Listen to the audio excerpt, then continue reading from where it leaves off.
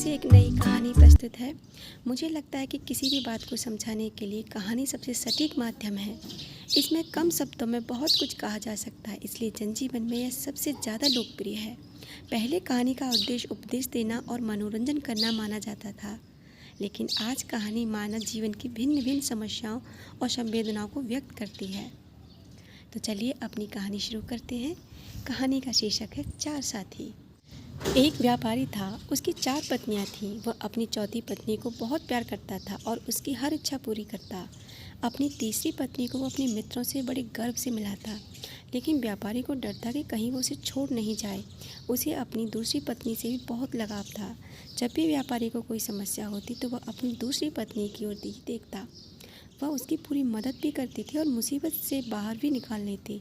लेकिन व्यापारी अपनी पहली पत्नी को बिल्कुल भी नहीं चाहता था, जबकि उसके प्रति पूरी तरह समर्पित थी। मुश्किल के दिनों में उसने व्यापारी का बहुत साथ दिया। एक दिन व्यापारी बीमार पड़ गया और पूरी ज़िंदगी के बारे में सोचा और खुद से कहा, पूरी ज़िंदगी मेरे साथ 4 पत्नियां रहीं, लेकिन मैं मरूंगा तो अकेले ही ना। उसने अपनी चौथी पत्नी से पूछा, मैं तुम्हें सबसे ज़्यादा प्यार करता हूँ, अब जब मैं मरने वाला हूँ तो क्या तुम मेरे साथ चलोगी?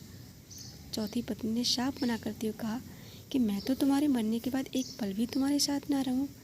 व्यापारी को उसकी बात बहुत चुभ गई और वह बहुत दुखी हो गया कि सबसे ज़्यादा प्यार मैंने इसी को ही किया और सबसे ज़्यादा समय इसको सजाने संवारने पर ध्यान दिया, पर आज यह मेरे साथ चलने को तैयार ही नहीं।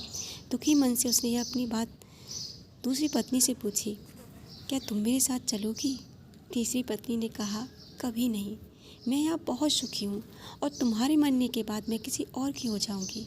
यह सुनकर तो व्यापारी का दिल ही बैठ गया और वो बिल्कुल ठंडा पड़ गया। फिर उसने अपनी दूसरी पत्नी से कहा, मैंने ज़रूरत के वक्त हमेशा तुम्हें याद किया और तुमने मेरी हमेशा मदद भी की है। आज मैं तुमसे फिर मदद चाहता हूँ। जब मैं मरूँगा तो क्या तुम मेरे साथ चलोगी? पत्नी ने जवाब दिया, मुझे माफ़ करो, इस बार मैं तुम्हारी मदद नहीं कर पाऊँगी। मैं तुम्हारा साथ केवल शमशान घाट तक दे सकती हूँ, इसके बाद मैं वापस लौट जाऊँगी। यह सुनकर तो व्यापारी पूरी तरह से टूट ही गया। तभी एक आवाज़ आई, मैं चलूँगी तुम्हारे साथ, मैं हर पल तुम्हारा साथ निभाऊँगी, कभी तुम्हें अकेला नहीं छोड़ूंगी। तुम जहाँ जहाँ जाओगे मैं तुम्हारे साथ रहूँगी।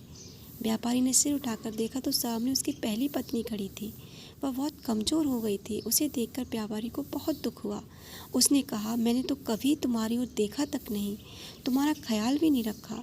मुझे माफ़ कर दो। आज मुझे एहसास हुआ कि तुम मुझे सबसे अधिक तुम्हारा ख्याल रखना चाहिए था। तुम मुझे कितना प्यार करती थी।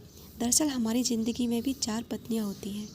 चौथी पत्नी है हमारा शरीर, जिस पर हम सबसे ज़्यादा समय देते हैं इसे स्वस्थ तथा सुंदर बनाने में, लेकिन हम इसे कितना भी सजा लें, हमारे मरते ही हमारा साथ छोड़ देता है। तीसरी पत्नी हमारी संपत्ति है। जब हम मरते हैं तो यह दूसरों की हो जाती है। दूसरी पत्नी हमारा परिवार है और हमारे सगे संबंधी हैं जो हमारे जीते जी चाहे कितने भी नज़दीक क्यों ना हो, लेकिन दुनिया छोड़ने के बाद वे केवल शमशान तक ही जाते हैं और फिर लौट आते हैं। और हमारी पहली पत्नी है हमारे संस्कार, जिसकी ओर हम कभी ध्यान नहीं देते, अपनी दौलत और झूठी शान की खातिर नज़रअंदाज करते हैं, जबकि हमारे साथ हमेशा वही रहती है। हम जहाँ जहाँ जाते हैं हमारे संस्कार हमारे साथ चलते हैं। इसलिए आवश्यकता है कि हम अपने संस्कारों पर सबसे अधिक ध्यान दें और इनको दिव्य बनाने का प्रयास करें, नहीं तो मरते समय इस बात के लिए बहुत पछताना पड़ेगा। तो दोस्तों, कहानी कैसी लगी आपको? ये कहानी हमें ये सीख देती है कि हमें हमेशा अपने संस्कारों को अच्छा रखना चाहिए, उच्च विचार रखने चाहिए। अपनी दौलत, अपने शरीर पर कभी घमंड नहीं करना चाहिए, क्योंकि ये नश्वर हैं, ये कभी भी नष्ट हो सकते हैं। इसलिए हमेशा ये ध्यान रहे कि हमारी वजह से किसी को दुख ना हो, किसी को तकलीफ़ ना हो। हम हमेशा किसी के सुख का कारण बने, दुख का नहीं। तो चलिए, कहानी हमारी यहीं समाप्त होती है। और अगर आपको ये कहानी अच्छी लगी तो प्लीज़ कमेंट सेक्शन में मुझे ज़रूर बताइएगा। और आज का थॉट्स क्या है, चलो वो देखते हैं। तो आज का हमारा थॉट है, 18 पुराणों के सार के रूप में महर्षि व्यास ने सिर्फ 2 ही बातें कहीं। दूसरों का उपकार करने से पुण्य होता है और दुख देने से पाप। Thank you for watching my video. मिलते हैं अपनी नेक्स्ट वीडियो में।